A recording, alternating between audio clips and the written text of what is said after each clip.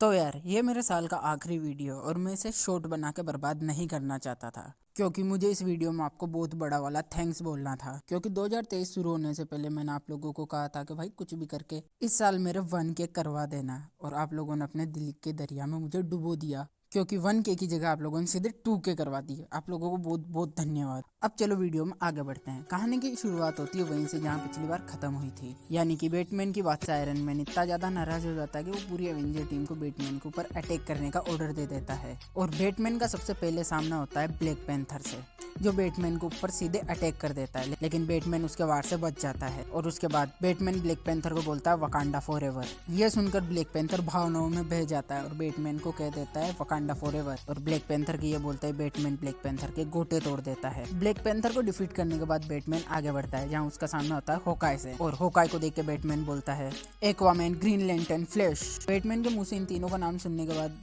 होकाई बोलता है ये सब क्या है। तो बैटमैन बोलता है इन तीनों के पास अपनी सोलो मूवी है और तेरे को केवल एक सीरीज में निपटा दिया।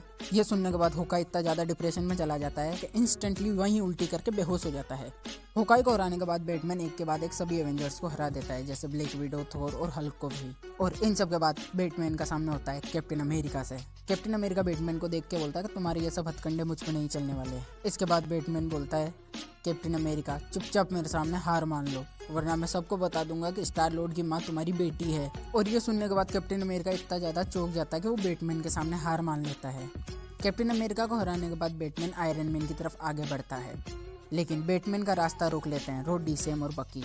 इन तीनों को देखने के बाद बैटमैन बोलता है कि तुम तीनों चमचे मेरे रास्ते से हट जाओ, मैं चमचों से लड़ाई नहीं करता। बैटमैन की बात सुनकर रोडी बोलता है कि साले हम चमचे नहीं कटोरे हैं, मेरा मतलब सुपर हीरो है। यह सुनने के बाद बैटमैन उन तीनों से कहता है कि मुझे एक बात बताओ, तुम तीनों एवेंजर्स के फाउंडिंग मेंबर्स के बेस्ट फ्रेंड हो। इसके बाद बैटमैन बोलता है कि तुम तीनों की पावर सुपर हीरोज की सेकंड मूवी में इंट्रोड्यूस की गई थी। तो फिर वो तीनों बोलते हैं हाँ, और अभी तक तुम तीनों के ऊपर कोई भी सोलो मूवी नहीं बनी है।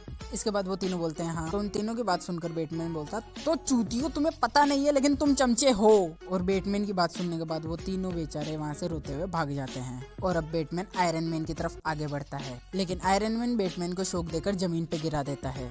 आयरन मैन को देखकर बैटमैन बोलता है मैं तुमसे लड़ाई नहीं करूंगा टोनी। बैटमैन की बात सुनकर आयरन मैन बोलता तू कर भी नहीं सकता क्योंकि तू जमीन पे पड़ा हुआ है।